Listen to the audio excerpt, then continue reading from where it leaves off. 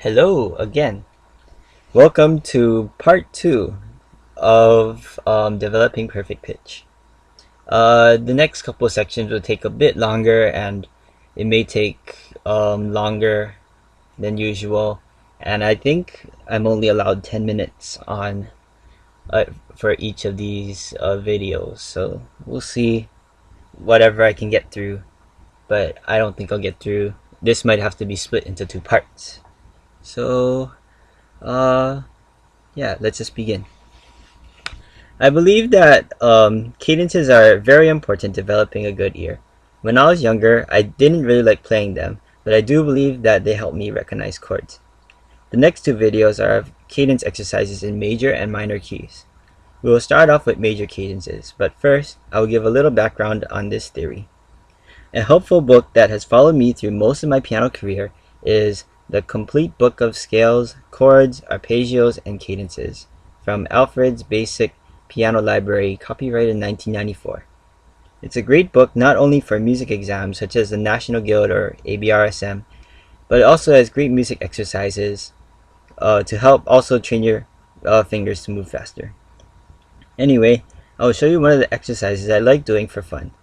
Note that the fingerings are ambiguous and you should look them up on the internet or something on your own. First, I will start with major cadences, and starting with C major. Oh, yeah. So here, you start in root position, which is the first, the third, and the fifth note in C major, played at the same time. In this case, C, E, and G.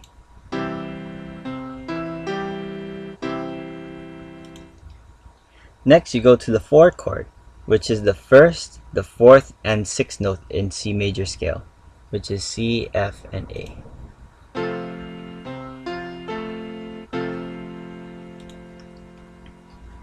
Then you go back to root position, so back to C, E, and G.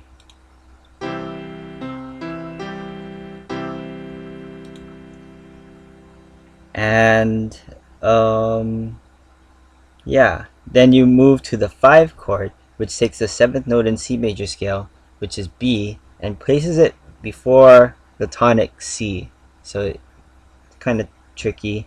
And it also takes the 2nd and 5th note in C major scale, which is B, D, and G.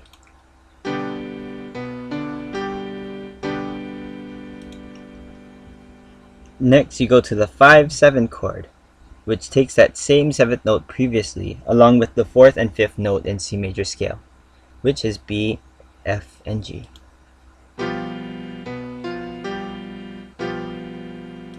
And lastly, you go back to the root position, C, E, and G. I apologize.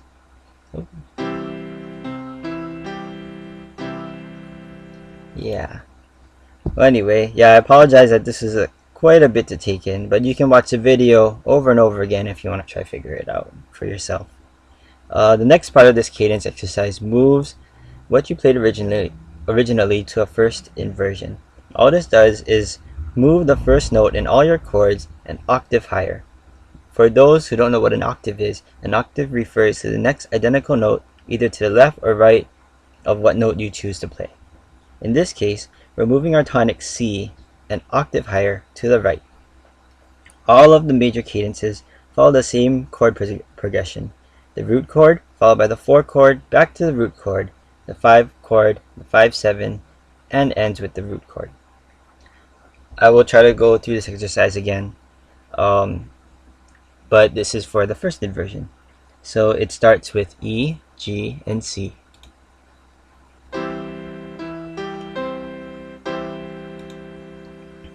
Followed by F, A, and C.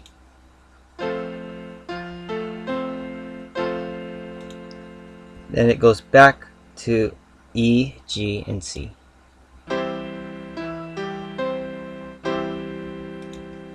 Then it goes to D, G, and B.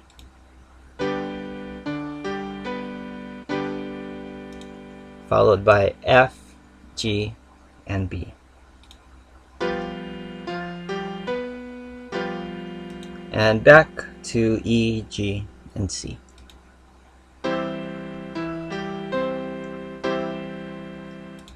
So next comes the second inversion, which takes the E from the first inversion and moves it one octave to the right. I will try to go to this exercise again, but this time it's for the second inversion. So this is G, C, and E. That's what you start with. Then followed by A, C, and F. Then back to G, C, and E.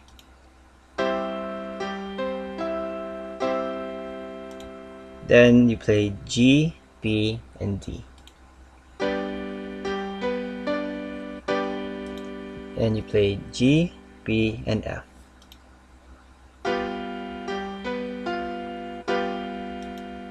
And then G, C, and E.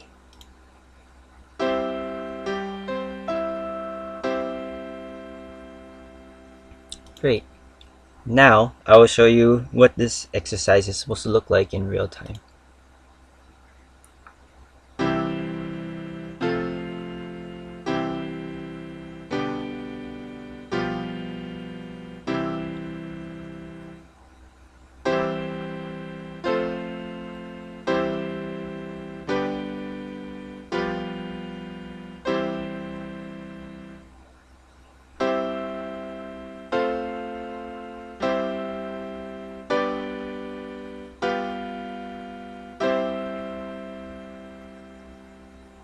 Awesome. Yeah, so that's just the basic gist of the inversions. Well, I don't know how much time I went through this video. I think I went through, I want to say 5 minutes, even though that thing over there says 1 minute and 58 seconds. And I don't want to rush to the next part. So I'm just going to cut this video short. And I will begin by showing you the rest of the cadences besides C major. Okay, thanks. Bye.